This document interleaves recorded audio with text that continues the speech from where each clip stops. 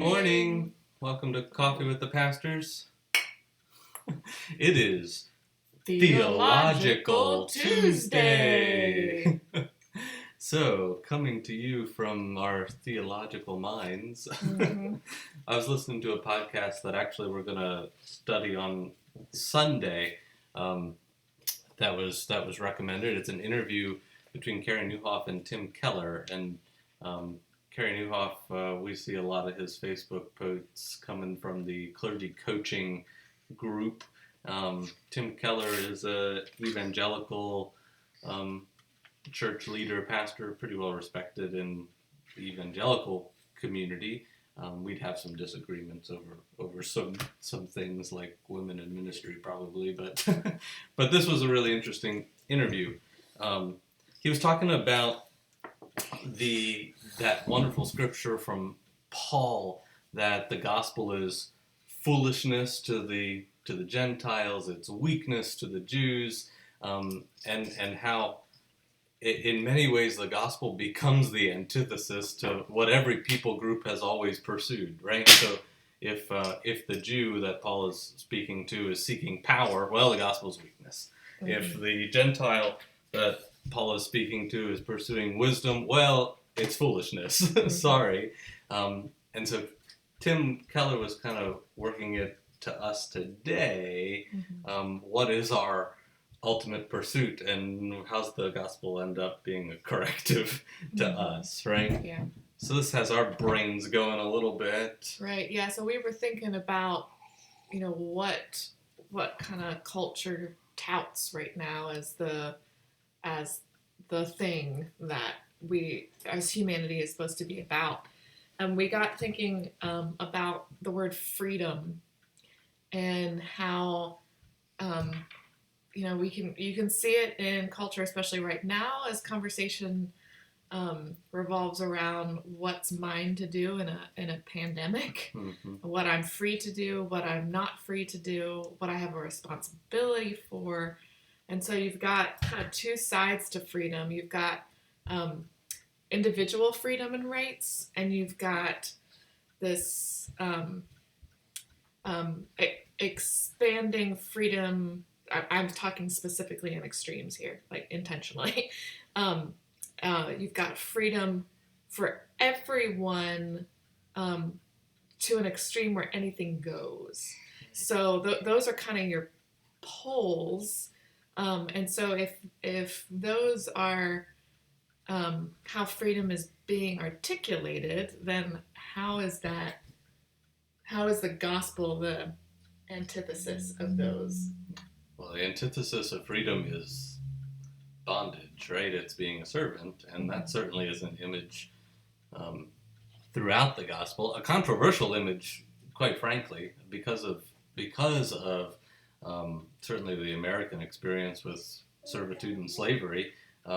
This is not a comfortable topic, and yet every free choice that we make to give ourselves over to some identity, whether it be my identity as a pastor that I now have full freedom to step into, or some career, or the pursuit of wealth and comfortability, or the pursuit of being a parent. All of those chosen identities create a kind of bondage to that path, that trajectory, mm-hmm. right?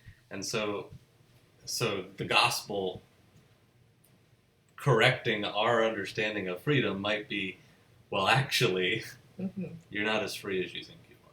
Yeah, I think Jesus explains that you're still putting on a yoke, right? Yeah. You're still invited to be bound to something, to carry something, but it's a burden that's lighter. Yeah. So it's not freedom in a anything goes, or in a my rights and my way, because you're still being bound to something. You're still being, but you're choosing it, right? You're choosing to be bound to something. And so there are boundaries and there are rules, but the rules are created to make it possible to live life not bound to things that would be harmful and would be and harmful in a big sense too, not just personally, but in a communal sense too, because the gospel is ultimately freedom found with others. Yeah, and there's this beauty, I think, in just the gospel. Being bound to Christ is a very different kind of thing. That failure means something very different when you're bound to the gospel, mm-hmm. right?